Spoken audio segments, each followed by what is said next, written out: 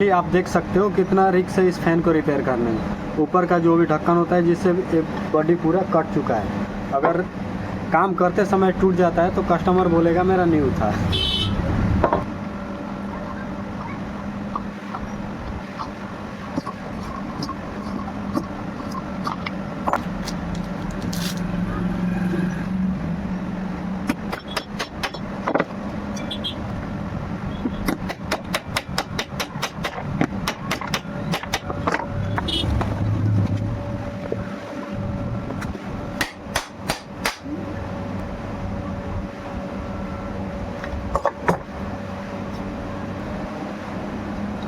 इसके अंदर हम 4 का कंडेंसर लगाएंगे। आप लोग कमेंट करके बताओ क्यों। अगर नहीं विश्वास है तो देख भी लो। यहाँ पर लिखिएगा 4 MFD।